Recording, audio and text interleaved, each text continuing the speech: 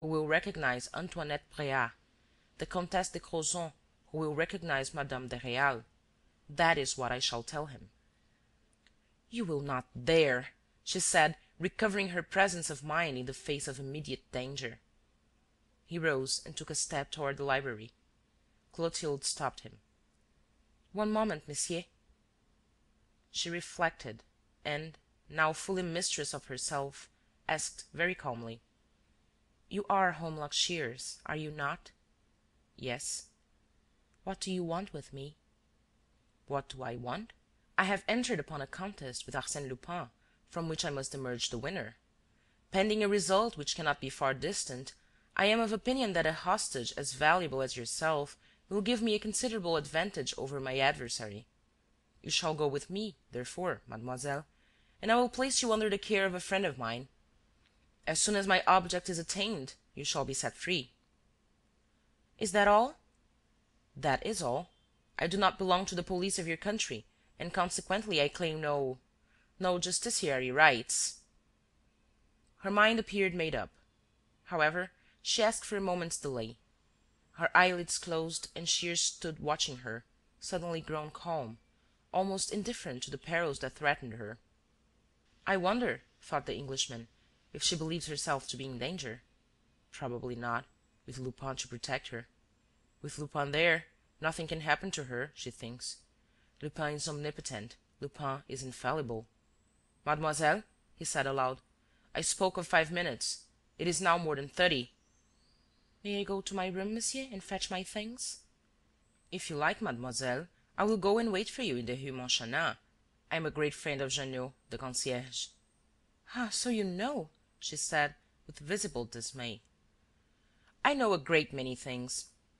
"Very well, then I will ring." The servant brought her hat and cloak, and Shears said: "You must give Monsieur Destange some reason to explain our departure, and the reason must be enough, in case of need, to explain your absence for 2 or 3 days." "That is unnecessary. I shall be back presently."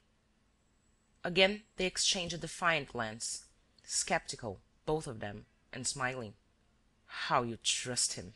said Shears. "Blindly." "Whatever he does is right, is it not? Whatever he wishes is realized, and you approve of everything and are prepared to do everything for his sake." "I love him," she said, with a tremor of passion. "And you believe that he will save you?"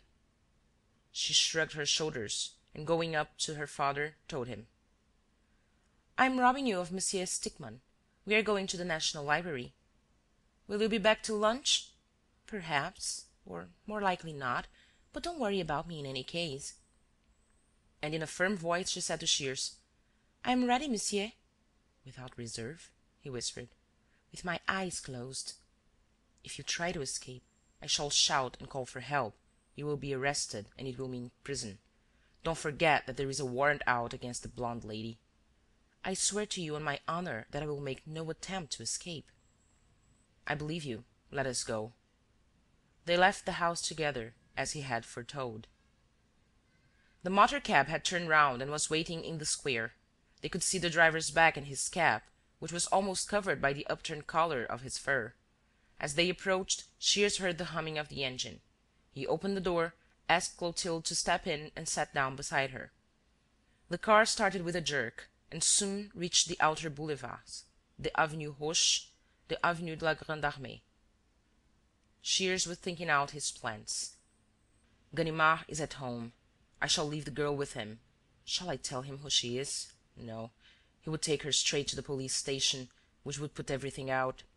As soon as I am alone, I will consult the MB list and set out on my chase. And tonight, or tomorrow morning at latest, I shall go to Ganimard, as arranged, and deliver Arsène Lupin and his gang to him." He rubbed his hands, glad to feel that his object was at last within his reach, and to see that there was no serious obstacle in the way. And, yielding to a need for expansion which was not in keeping with his usual nature, he said: "Forgive me, mademoiselle, for displaying so much satisfaction. It was a difficult fight, and I find my success particularly agreeable." "A legitimate success, monsieur, in which you have every right to rejoice." "Thank you. But what a funny way we are going! Didn't the man understand?" At that moment, they were leaving Paris by the Porte de Neuilly. What on earth? After all, the Rue Pergolese was not outside the fortifications. Shears let down the glass. "I say, driver, you're going wrong. Rue Pergolese." The man made no reply. Shears repeated in a louder voice, "I'm telling you to go to the Rue Pergolese." The man took no notice. "Look here, my man, are you deaf? Or are you doing it on purpose? This isn't where I told you to go. Rue Pergolese, do you hear? Turn round at once and look sharp about it." Still no reply. The Englishman began to be alarmed. He looked at Clotilde. A queer smile was playing on the girl's lips. "What are you laughing at?" he stormed. "This doesn't affect... It has nothing to say to—" "Nothing in the very least," she replied. Suddenly, he was taken aback by an idea. Half rising from his seat, he attentively scrutinized the man on the box. His shoulders were slimmer, his movements easier. A cold sweat broke out on Shears's forehead. His hands contracted, while the most hideous conviction forced itself upon his mind. The man was Arsène Lupin. "Well, Mr. Shears, what do you think of this little drive?" "It's delightful, my dear sir, really delightful," replied Shears. Perhaps he had never in his life made a more tremendous effort than it cost him to utter those words without a tremor in his voice, without anything that could betray the exasperation that filled his whole being. But the minute after he was carried away by a sort of formidable reaction, and a torrent of rage and hatred burst its banks, overcame his will, and made him suddenly draw his revolver and point it at Mademoiselle Destange. "Lupin, if you don't stop this minute, this second, I fire at Mademoiselle." "I advise you to aim at the cheek if you want to hit the temple," said Lupin, without turning his head. Clotilde called out, "Don't go too fast, Maxime. The pavement's very slippery, and you know how timid I am." She was still smiling, with her eyes fixed on the cobbles with which the road bristled in front of the car.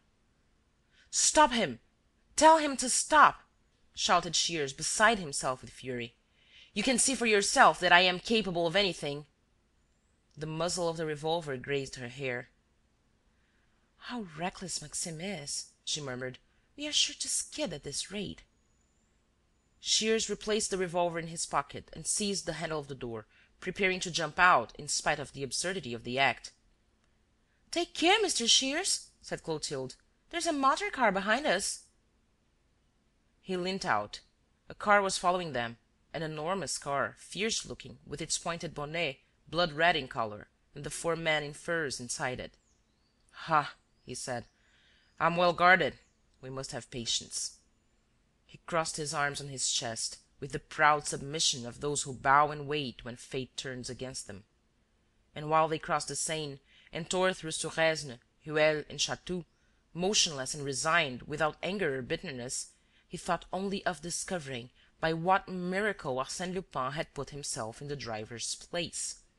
That the decent fellow whom he had picked out that morning on the boulevard could be an accomplice, posted there of set purpose, he refused to admit. And yet Arsène Lupin must have received a warning, and that only after the moment when he, Shears, had threatened Clotilde, for no one suspected his plan before. Now, from that moment, Clotilde and he had not left each other's presence. Suddenly, he remembered the girl's telephoning to her dressmaker. And, all at once, he understood. Even before he spoke, at the very moment when he asked for an interview as M. Destange's new secretary, she had scented danger, guessed the visitor's name and object, and coolly, naturally, as though she were really doing what she appeared to do, had summoned Lupin to her aid, under the pretence of speaking to one of her tradespeople, and by means of a formula known to themselves alone. How Arsène Lupin had come, how that motor-cab in waiting, with its throbbing engine, had aroused his suspicion, how he had bribed the driver, all this mattered little. What interested Shears almost to the point of calming his rage was the recollection of that moment in which a mere woman, a woman in love, it is true, mastering her nerves, suppressing her instinct, controlling the features of her face and the expression of her eyes, had humbugged old Holmlock Shears. What was he to do against a man served by such allies? A man